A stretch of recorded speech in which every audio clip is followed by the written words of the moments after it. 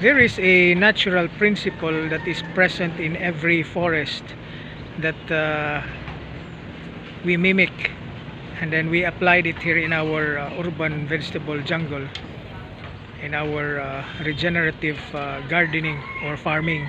And this is what we're going to talk about a little later, mga agaw, mga abay. So stay tuned, and we'll be back.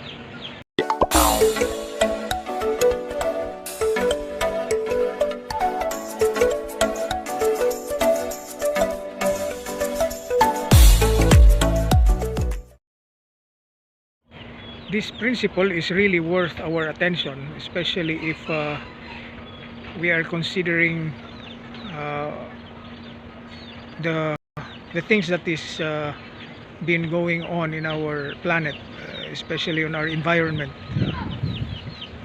where Mother Earth is already, having too much of these atrocities that is inflicted upon her by human activities.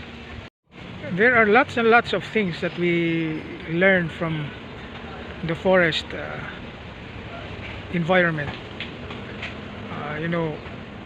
These animals and other organisms coexisting with the trees and plants and the rest of the communities inside the forest is just one idea that we got, no?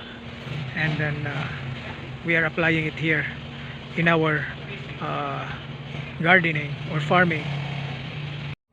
And there are many more, like what falls to the ground belongs to the ground, and once it's in the ground, it stays there for years and years.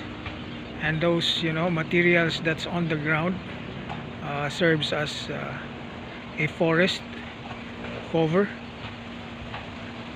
and of course builds up organic matter, and of course it becomes a source of food for organisms that is present inside that forest. Another thing is we make sure that the earth is, or ground is, covered with plants or fallen leaves and other organic matter, because once the earth or ground is exposed to the sun, it will degrade the soil. It will of course it dries the soil up. By covering the ground or soil, it will make the ground moist and maintain its moisture even during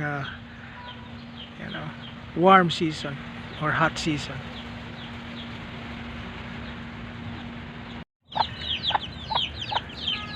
So this is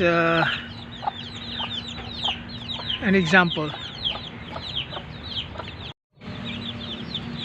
We allowed our chickens to roam around the garden to help us out in controlling pests, especially worms that eat our leafy vegetables. And this may sound absurd or crazy, but we have observed that it's been working here inside our vegetable jungle. There are a lot of help actually to our project here inside, since their waste is beneficial to the plants, of course to the soil in the first place, because it's the soil that feeds the plant, not the farmer.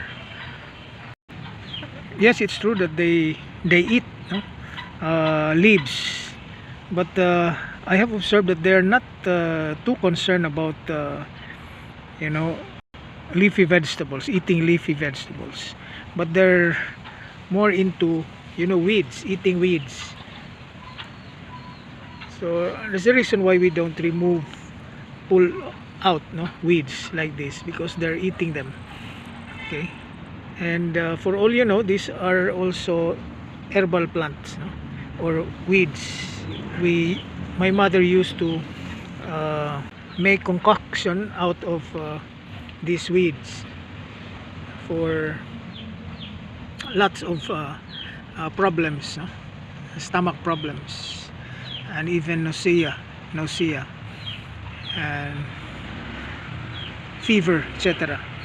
Okay, so this is just one example of those principles that we're talking about earlier.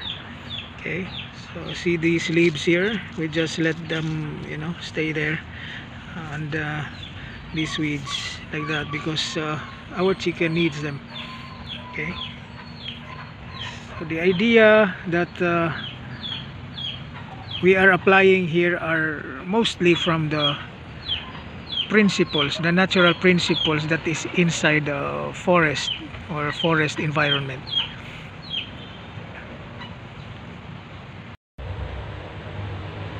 Where I'm standing at right now is the old one that we have made a few months ago. This one was really bare before, but now you can see that it's already very green.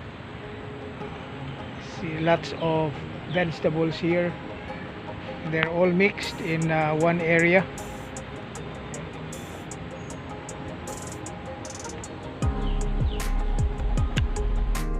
And this is already a crowded area. Most of the plants here are at my height already. Look at the okra, they're very, you know, big already, and so with the cassava. So a few weeks ago they were very small, and now they're as tall as I am. So this is a crowded space. These are all food here, all vegetables.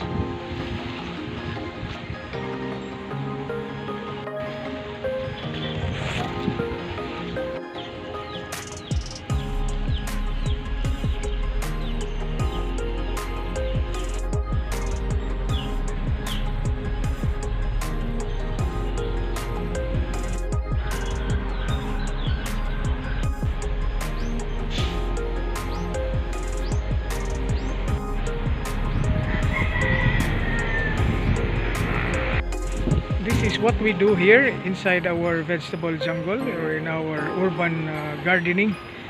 We are trying to promote natural growing vegetables the natural way, or the organic way, and of course keeping in mind the environment that the forest has. Of course, the principles that we learn from the forest, those lessons that we have observed and learned from the forest.